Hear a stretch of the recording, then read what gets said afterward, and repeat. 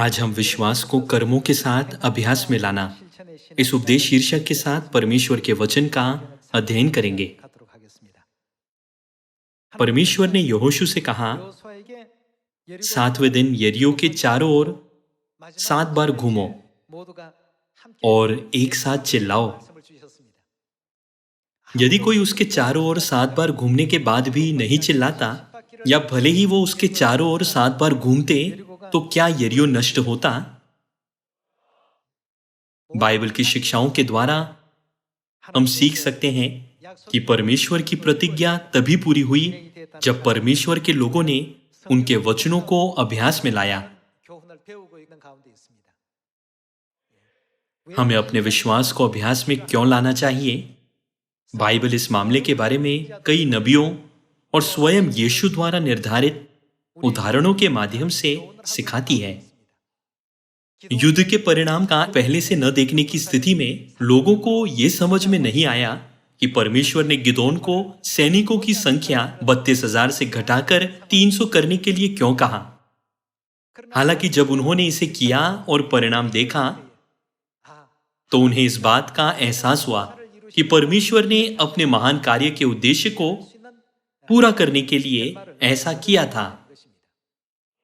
इसीलिए बाइबल कहती है, केवल वे जो परमेश्वर की इच्छा पर चलते हैं स्वर्ग के राज्य में प्रवेश कर सकते हैं।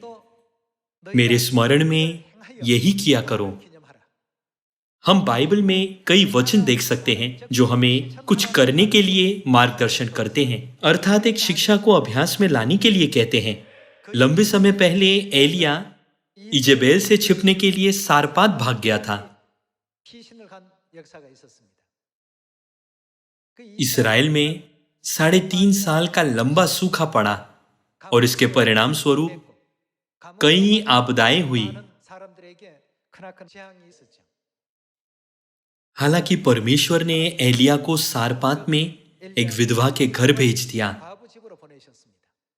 एलिया वहां कुछ समय तक रहा क्योंकि उस देश में भयंकर अकाल पड़ा था।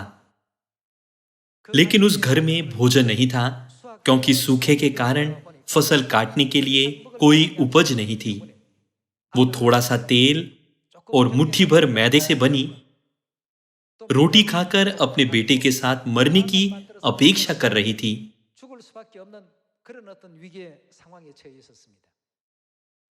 एलिया ने उससे कहा, पहले मेरे लिए एक छोटी सी रोटी बनाकर मेरे पास ले आ।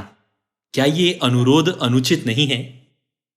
उसके पास पर्याप्त भोजन नहीं था, इसीलिए वे जो कुछ बचा था उसे खाकर मरने वाले थे। लेकिन एक अजनबी ने आकर उससे विनती की, वो भोजन पहले मेरे पास ले आओ। सारपात की विधवा उस समय निराश हुई होगी जब उससे उसकी आखिरी रोटी मांगी गई थी।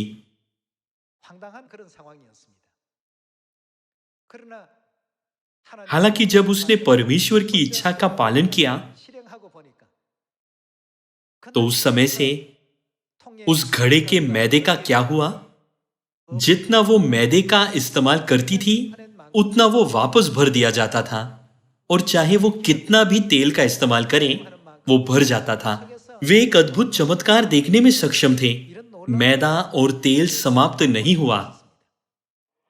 बाइबल हमें बार बार सिखाती है कि जब हम परमेश्वर की इच्छा पर चलते हैं, तो हम परमेश्वर के कार्य का अनुभव कर सकते हैं, समझ सकते हैं और उसकी गवाही दे सकते हैं।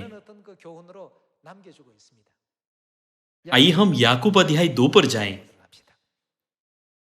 याकूब अध्याय 2 वचन 14 में लिखा है, हे मेरे भाइयों, यदि कोई कहे कि मुझे विश्वास है पर वो कर्म न करता हो, तो इससे क्या लाभ?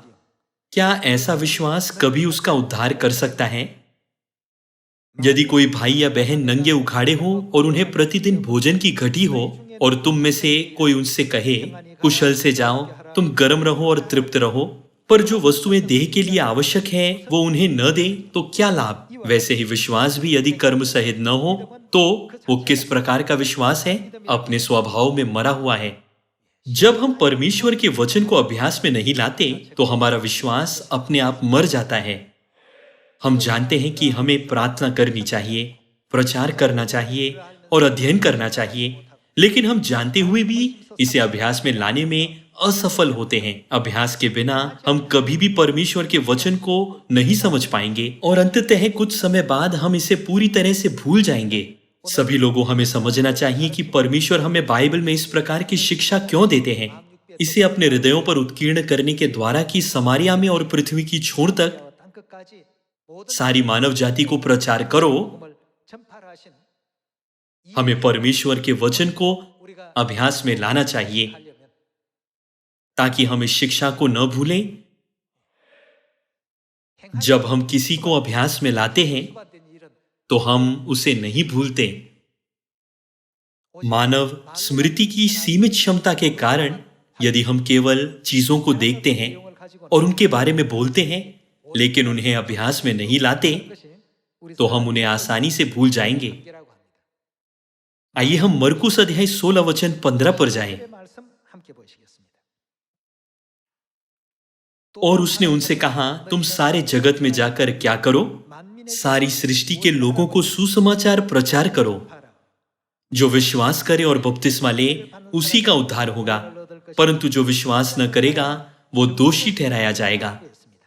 यीशु ने हमें सारे जगत में जाकर सारी सृष्टि के लोगों को सुसमाचार प्रचार करने के लिए कहा। ये कहता है सारे जगत में सुसमाचार का प्रचार करो। यदि आप शीघ्र ही स्वर्ग जाना चाहते हैं तो कृपया अपने विश्वास को कार्य में लाएं। ऐसा करके मुझे आशा है कि हम सभी हमेशा परमेश्वर की इच्छा को याद रखने में सक्षम होंगे। आपका बहुत बहुत धन्यवाद।